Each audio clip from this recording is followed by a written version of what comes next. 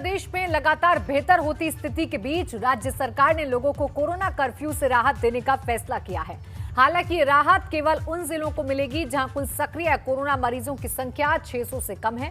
30 मई की स्थिति के अनुसार इस दायरे में कुल 55 जिले आते हैं। यहां सप्ताह में 5 दिन सुबह 7 बजे से शाम 7 बजे तक कोरोना कर्फ्यू से छूट दी जाएगी, जबकि शनिवार रविवार की साप्ताहिक बंदी और हर शाम 7 बजे से रात्रिकालीन बंदी लागू होगी। लखनऊ, गोरखपुर, मेरठ, कानपुर नगर, प्रयागराज, आगरा जैसे 600 से अधिक एक्टिव केस वाले कुल 20 जिलों में सख्ती और बढ़ाई जाएगी ताकि यहां भी केस कम हो सकें। अगले आदेश तक इन 20 जिलों में कोरोना कर्फ्यू यथावत जारी रखा जाएगा। नए नियम 1 जून की सुबह 7 बजे से लागू होंगे। इससे पहले 31 मई को पूरे प्रदेश में कोरोना कर्फ्यू जारी रहेगा। गृह विभाग ने इस संबंध में विस्तृत गाइडलाइन जारी कर दी है।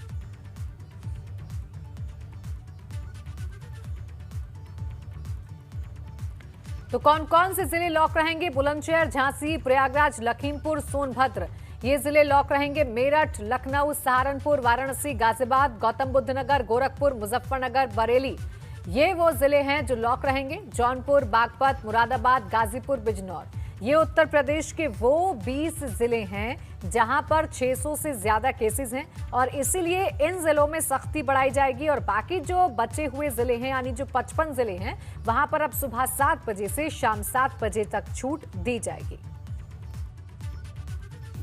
जिन जनपदों में अभी भी एक्टिव केस 600 से ज्यादा हैं, उन जनपदों में अभी कोरोना कर्फ्यू हम लागू रखेंगे। अगले 1 सप्ताह के लिए इसको लागू रखा है, लेकिन अगर वहां इस दौरान 600 से कम केस होते हैं तो वहां स्वतः ही कोरोना कर्फ्यू समाप्त होगा। और जो कोरोना कर्फ्यू में ढील दी गई है कि वहां पे सुबह 7 बजे से लेकर शाम 7 बजे तक कुछ शर्तों के साथ ढील दी जाएगी। शेष 55 जनपदों में हम लोगों ने आज कोरोना कर्फ्यू में ढील दी है। सुबह 7 बजे से लेके सायंकाल 7 बजे तक कुछ शर्तों के साथ किन किन जगहों को खोलने की अनुमति है, ये आज आदेश जारी हो चुका है। हम लोग इसका पालन करवाएं, हम सभी लोग इसका पालन करेंगे तो फिर कोरोना के संक्रमण की चेन को समय समय पर ब्रेक करने में, उसको तोड़ने में हमें मदद मिलेगी और कोरोना। और आइए सीधा अब आपको लिए चलते हैं लखनऊ, जहां से मेरे सहयोगी विवेक त्रिपाठी जुड़ गए हैं ज्यादा जानकारी के साथ। विवेक, देखिए 55 जिले तो हैं जिन्हें अनलॉक किया जा रहा है, लेकिन वो 20 जिले जहां पर 600 से ज्यादा केस हैं वहां पर सख्ती और बढ़ाई जाएगी ऐसी जानकारी है। क्या कुछ डिटेल जानकारी मिल पा रही है सरकार के फैसले को लेकर? जी बिल्कुल प्राची, देखिए जहां पर अभी लखनऊ, गौतम बुद्ध नगर, प्रयागराज, वाराणसी ऐसे जिले हैं जहां पर जो एक्टिव केसेस हैं उनकी संख्या 600 के ऊपर है और मुख्यमंत्री ने निर्देश दिया है, गृह विभाग ने इस बाबत जो गाइडलाइन है वो जारी कर दी है कि जैसे ही ये संख्या 600 के नीचे आएगी यहां पर स्वतः ही कोरोना कर्फ्यू जो है वो खत्म हो जाएगा। अभी जो 55 जिले हैं जहां पर कोरोना कर्फ्यू में ढील दी गई है वहां सभी में 600 से नीचे केसेस हैं। इस दौरान जो सारी दुकानें हैं, मार्केट खुलेगी, दुकानें खुलेंगी, लेकिन वहां पर कोविड गाइडलाइन का पूरी तरह से पालन किया जाएगा। मास्क लगाना होगा दुकानदार को भी और जो खरीदने आ रहे हैं, सामान खरीदने वाले जो ग्राहक हैं उनको भी मास्क लगाना होगा। सैनिटाइजर की व्यवस्था रखनी होगी दुकान में। अगर ऐसा नहीं करता है कोई, इसमें जरा से भी ढील पाई गई तो उसके खिलाफ महामारी एक्ट के तहत कार्रवाई होगी। देखिए अभी मांस, मदिरा की दुकानें, शराब की दुकानें खोल दी थी सरकार ने, लेकिन जो नॉनवेज की दुकानें थी, मांस, अंडे, ये सब बंद थे। लेकिन अब जो 1 जून से ये दुकानें भी खोल दी जाएंगी। जो दुकानें बंद रहेंगी वो सैलून है, जो बार्बर शॉप है, जो रेस्टोरेंट है, रेस्टोरेंट बंद रहेंगे, वहाँ पर लोग नहीं आ जा सकेंगे। लेकिन जो ऑनलाइन फूड डिलीवरी है वो जारी रहेगी। इसी तरह से जिम्नेजियम बंद रहेंगे, स्विमिंग पूल बंद रहेंगे, क्लब बंद रहेंगे, शॉपिंग मॉल बंद रहेंगे। ये सारी जगह ऐसी हैं जहां पर भीड़ भाड़ ज़्यादा इकट्ठा होती है और इसकी कोई ज़रूरत भी नहीं है। अगर देखें तो सिनेमा हॉल की फ़िलहाल अभी कोई ज़रूरत नहीं है। जो दुकानें हैं, आर्थिक गतिविधियां शुरू करने के लिए बहुत ज़रूरी था मार्केट को खोला जाना, क्योंकि 1 महीने लगभग हो गए हैं मार्केट को बंद हुए। लोगों ने लखनऊ में तो स्वतः स्फूर्त होकर दुकानें अपनी बंद कर दी थी और पहले से ही बंद कर दी थी। इसी तरह से जिस तरह से आंशिक कोरोना कर्फ्यू के दौरान मुख्यमंत्री ने आदेश दिया है जी। कि सारी दुकानें बंद रहेंगी। अब 1 जून से सुबह 7 बजे से शाम को 7 बजे तक दुकानें खुलेंगी और वीकेंड लॉकडाउन जैसा पहले शुरू हुआ था, जो पंचायत चुनाव की जो मतगणना थी उसके बिल्कुल बाद इसी तरीके से जो फैसला है वो सरकार की तरफ से लिया गया है। शुक्रिया विवेक आपका तमाम जानकारी के लिए। बढ़ते हैं आगे और अब आपको यूपी का कोरोना अपडेट भी बता देते हैं। प्रदेश में कोरोना संक्रमण के मामले तेजी से कम हो रहे हैं। उत्तर प्रदेश के अपर मुख्य सचिव स्वास्थ्य अमित मोहन प्रसाद ने बताया कि प्रदेश में सक्रिय मामलों की संख्या घटकर 41,214 रह गई है, जो 30 अप्रैल की पीक संख्या 3,10,783 की तुलना में 86.75% कम है। उन्होंने बताया कि आज कोरोना के 1908 पॉजिटिव मामले आए हैं, जो 24 अप्रैल को आए 38,055 मामलों की तुलना में लगभग 5% रह गए हैं। यूपी में रिकवरी रेट 96.4% हो गया है, जबकि संक्रमण की चपेट में आने से 140 लोगों की मौत हो गई। केस भी देखेंगे तो जो आज 1908 केसेस आए हैं, वो जो 24 अप्रैल को 38,055 केस आए थे, उसकी तुलना में ये लगभग 5% रह गए और रिकवरी का प्रतिशत इस समय प्रदेश में बढ़कर के 96.4% हो गया है, 96.4%। कल पोर्टल पर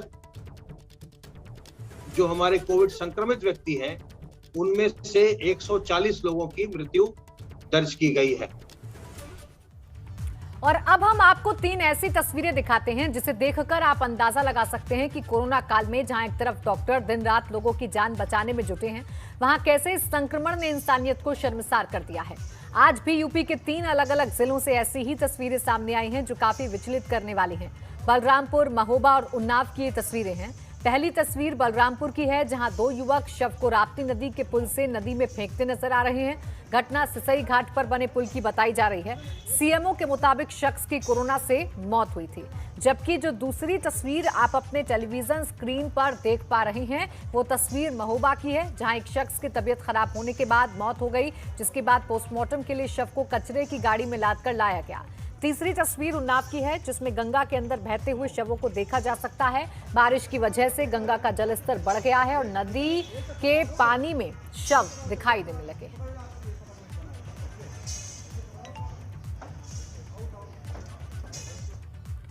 और अब आइए सबसे पहले बात बलरामपुर की ही कर लेंगे, जहां मानवता को शर्मसार करने वाला एक वीडियो सामने आया है।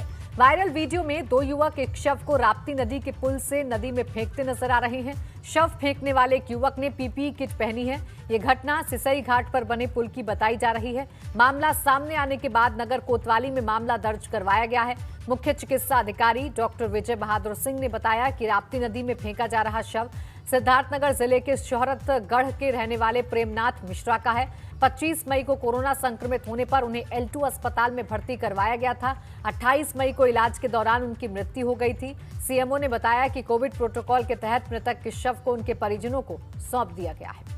सोशल मीडिया पर शव को नदी में फेंकने का जो वीडियो वायरल हुआ है, उस संदर्भ में जांच करने पर यह बात प्रकाश में आई है कि यह प्रेमनाथ मिश्रा जी शोहरतगढ़ सिद्धार्थनगर के रहने वाले थे। दिनांक 25 मई को इनको भर्ती किया गया। दिनांक 28 मई को इनकी मृत्यु हो गई। शव को कोविड प्रोटोकॉल के तहत इनके रिश्तेदारों को सुपुर्द कर दिया गया था। अंत्येष्टि स्थल पर इनके रिश्तेदारों द्वारा उसको प्राप्त किया गया था। वीडियो के संदर्भ में प्रथम दृष्टया यह बात प्रकाश में आ रही है कि इनके परिजनों द्वारा शव को नदी में गिरा दिया गया है। इस संदर्भ में अभियोग पंजीकृत करा दिया गया है। शेष कार्रवाई की जा रही है। कल दिनांक 29 मई को सोशल मीडिया पर एक वीडियो वायरल हुआ, जिसमें यह बात कही गई कि पीपीई किट पहन करके राप्ती नदी के पुल से शव को गिरा दिया गया। इस संदर्भ में कोविड नियमों एवं प्रोटोकॉल के उल्लंघन की बात प्रकाश में आने पर सीएमओ बलरामपुर के कार्यालय द्वारा कोतवाली देहात बलरामपुर में सुसंगत धाराओं में अभियोग पंजीकृत कराया गया है। इधर महोबा में भी इंसानियत को झकझोर देने वाला पुलिस का अमानवीय वीडियो वायरल हो रहा है। तस्वीरों में हम आपको दिखाते हैं कि महोबा पुलिस जिला अस्पताल में मरे एक शख्स की लाश को फेंकने के इरादे से कूड़ा कचरा गाड़ी में लादकर पोस्टमार्टम हाउस लेकर आई। पुलिस को इस तरह जानवरों की तरह इंसान की लाश को कूड़ा गाड़ी में लादने का वीडियो सोशल मीडिया पर वायरल होने के बाद जिले भर में हड़कंप मचा हुआ है। दरअसल शख्स को तेज बुखार और खांसी आने की शिकायत के बाद उसका बेटा इलाज के लिए जिला अस्पताल महोबा लेकर आया था, जहां डॉक्टर्स ने रामकरण को मृत घोषित कर उसका शव मुर्दा घर में रखवा दिया था। घटना ये हुई है कि मतलब इनको खाली जगह बीमार थे, उल्टी था और कमजोरी थी शरीर में बहुत ज्यादा। हम इधर लाए थे इलाज कराने के लिए। क्या बताया डॉक्टर ने? इलाज तो हो नहीं पाया, इलाज से पहले ही खत्म हो गए। यूपी की नदियों में शव मिलने का जो सिलसिला है वो खत्म होने का नाम नहीं ले रहा है। ऐसा ही एक वीडियो नाव का वायरल हो रहा है जिसमें गंगा के अंदर बहते हुए शव देखे जा सकते हैं। पिछले दिनों हुई बारिश के असर से गंगा में पानी बढ़ा तो नाव के बक्सर घाट में दफनाए गए शव पानी में बहते दिखाई दिए। वीडियो में कुछ शव गंगा में बहते हुए साफ नजर आ रहे हैं। इस बात की आशंका पहले ही जताई गई थी कि बारिश के मौसम में शव बाहर निकलेंगे और वही तस्वीर बारिश के पहले नजर आने लगी।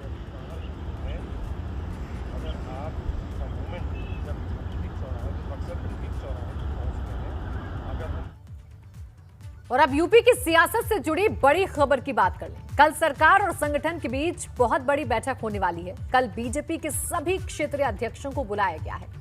इससे पहले कल शाम बीजेपी कोर ग्रुप की बैठक हुई थी। कल मुख्यमंत्री आवास पर हुई सरकार और संगठन की समन्वय बैठक के बाद संगठन की बैठक काफी महत्वपूर्ण मानी जा रही है। इस बैठक को यूपी की सियासत के लिहाज से काफी अहम माना जा रहा है। इस बैठक में सभी 6 क्षेत्रीय अध्यक्ष और पार्टी के सभी प्रदेश महामंत्री भी शामिल होंगे। सभी क्षेत्रीय अध्यक्षों को आज फोन करके कल लखनऊ आने के लिए कहा गया है।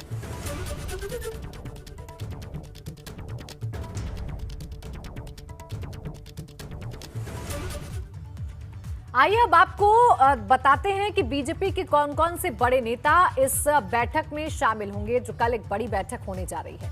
राष्ट्रीय महासचिव संगठन बीएल संतोष जो कल सुबह ही फ्लाइट से लखनऊ पहुंचेंगे। यूपी बीजेपी प्रभारी राधा मोहन सिंह भी बैठक में पहुंचेंगे। संगठन के महामंत्री सुनील बंसल मौजूद रहेंगे। बीजेपी के प्रदेश अध्यक्ष स्वतंत्र देव सिंह मौजूद रहेंगे। सभी 6 क्षेत्रीय अध्यक्ष और पार्टी के सभी प्रदेश महामंत्री इस बैठक में मौजूद रहेंगे।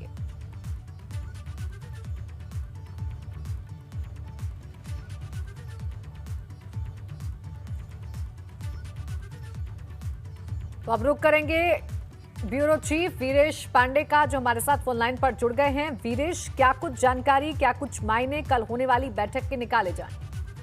देखिए, इस पूरे कोरोना काल में, यानी हम कह सकते हैं कि पिछले मार्च से लेकर अब तक, ये भारतीय जनता पार्टी की लखनऊ में सबसे बड़ी और अहम और निर्णायक बैठक हो रही है। संतोष है, बीएल संतोष का आना उत्तर प्रदेश, ये कोई सामान्य राष्ट्रीय महासचिव संगठन है। उनके साथ राधा मोहन सिंह जो राष्ट्रीय उपाध्यक्ष और प्रदेश के प्रभारी हैं, वो भी आ रहे हैं इस बैठक में। सभी क्षेत्रीय अध्यक्षों को बुलाया गया है बैठक में। सुनील बंसल, स्वतंत्र देव सिंह, और हम कह सकते हैं संगठन की इस पूरे कोरोना काल में, 1 साल से ज्यादा के इस कोरोना काल में सबसे बड़ी, अहम और निर्णायक बैठक है। इसके अगर हम पृष्ठभूमि में जाएं कि आखिर इस बैठक को राजनीति के गलियारे में इतने चाव से क्यों देखा जा रहा है और मीडिया में इतनी गंभीरता से क्यों बताया जा रहा है, तो इसकी पृष्ठभूमि में A.K. शर्मा का मुख्यमंत्री से मिलना है, 15 मिनट की मुलाकात, अगले दिन प्रधानमंत्री से उनकी मुलाकात, और उसके बाद से मुख्यमंत्री का राज्यपाल से मिलना, फिर कल कोर ग्रुप की बैठक होना जिसमें दोनों डिप्टी सीएम और साथ ही साथ मुख्यमंत्री सुनील बंसल, स्वतंत्र देव सिंह की बैठक। उसके बाद से एक दिन बाद, यानी कल, आने वाले कल में बीएल संतोष, राधा मोहन सिंह का आना और साथ ही सभी क्षेत्रीय संगठन, क्षेत्रीय अध्यक्षों के साथ बैठक, ये बहुत ही निर्णायक और अहम बैठक है। क्योंकि सियासत में बहुत सारी अटकलें लगाई जा रही हैं कि आखिर उत्तर प्रदेश की सरकार और संगठन में क्या चल रहा है। तो एक अगर इसका सरलीकरण करें तो जिला पंचायत अध्यक्षों का चुनाव होना है, जो ब्लॉक प्रमुख हैं उनका चुनाव होना है, बहुत सारे निगमों और उपक्रमों के अध्यक्ष, सदस्य, उपाध्यक्षों के पद खाली हैं, उसे भरना है। लेकिन अगर इसका मायने देखा जाए तो क्या निगमों के अध्यक्ष, जिला पंचायत अध्यक्षों की भर्ती के लिए पीएल संतोष और राधा मोहन सिंह आ रहे हैं, इतनी बड़ी बैठक कर रहे हैं? ये संभव नहीं है। राजनीति के जो जानकार हैं इसे कतई स्वीकार नहीं करेंगे कि केवल जिला पंचायत अध्यक्ष की बैठक के लिए आ सकते हैं। ये तो वीडियो कॉन्फ्रेंसिंग के जरिए भी हो सकता है। जब वर्चुअल मीटिंग प्रधानमंत्री ले सकते हैं सारे मुख्यमंत्रियों की, तो इतनी अहम बैठक के लिए इस कोरोना काल में लोग घरों से नहीं निकल रहे हैं, वर्चुअल बैठक कर रहे हैं, तो पीएल संतोष और राधा मोहन सिंह को लखनऊ आने की क्या जरूरत थी? निश्चित रूप से राजनीति के जो पंडित हैं, जानकार हैं, उनका ये कहना है कि ये बैठक बहुत खास है, बहुत अहम है, बहुत निर्णायक है। यूपी की सियासत बिल्कुल वीरेश, और कल ये तय हो पाएगा कि आखिर इस बैठक से क्या कुछ निकलकर सामने आता है। शुक्रिया आपका तमाम जानकारी के लिए वीरेश। और केंद्र की मोदी सरकार के कार्यकाल को आज 7 साल पूरे हो रहे हैं। इस मौके पर बीजेपी सेवा कार्य कार्यक्रम कर रही है। यूपी के 23,300 गांव में पार्टी के विधायक, सांसद, पदाधिकारी और सरकार के मंत्री सेवा कार्य के लिए पहुंचे।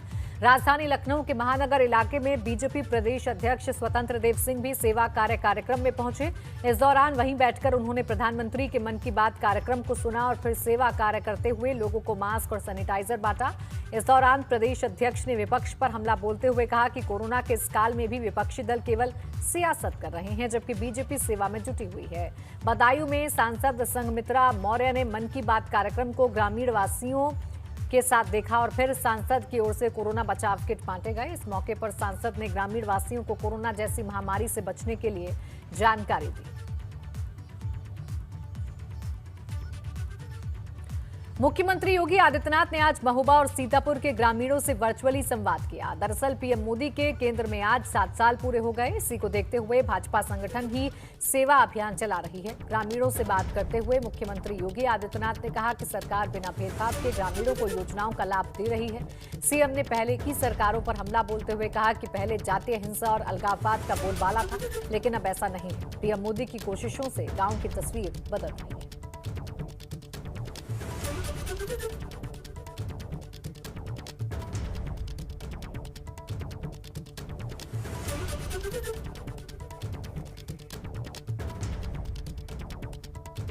मुख्यमंत्री योगी आदित्यनाथ का इस पर क्या कुछ कहना है, आइए सुनिए। उन्होंने कहा था सबका साथ, सबका विकास और सबके विश्वास का। सबका साथ यानी योजनाएं बनेंगी, उसमें उसकी जाति, मत, मजहब, क्षेत्र और भाषा नहीं देखी जाएगी। जो भारत का नागरिक है उसे भारत की सुविधाओं को, भारत के संसाधनों को पाने का समान अधिकार है। गांव में चल रहे विकास के कार्यक्रम, सामुदायिक शौचालय हो, पंचायत भवन और ग्राम सचिवालय के निर्माण का हो, कॉमन सर्विस सेंटर के माध्यम से गांव-गांव को तकनीक से भरपूर करके हर गांव में बैंकिंग कॉरेस्पॉन्डेंट सखी को बिठाने का कार्यक्रम हो, ये प्रधानमंत्री मोदी जी की सोच का परिणाम है। देश के अंदर इंफ्रास्ट्रक्चर डेवलपमेंट के लिए भी जो कार्य हुआ है, हाईवे, रेलवे, एयरपोर्ट्स, एक हवाई चप्पल पहनने वाला भी हवाई जहाज की यात्रा कर सकता है, इस परिकल्पना को साकार किया है श्री नरेंद्र मोदी जी ने। एसडीएम सैफई ने वैक्सीनेशन में तेजी के लिए अनूठी पहल की है। एसडीएम ने आदेश जारी किया है कि बिना वैक्सीनेशन के 45 साल से अधिक के लोगों को शराब नहीं मिलेगी। ठेका संचालकों को निर्देश दिया गया है कि बिना वैक्सीन का कार्ड दिखाए शराब नहीं दी जाएगी। वहीं पुलिस विभाग और अधिकारियों को भी लगातार चेकिंग अभियान चलाने के निर्देश दिए गए हैं। साथ ही दुकानों के सामने वैक्सीनेशन जागरूक के लिए पोस्टर भी लगाने के निर्देश दिए गए हैं।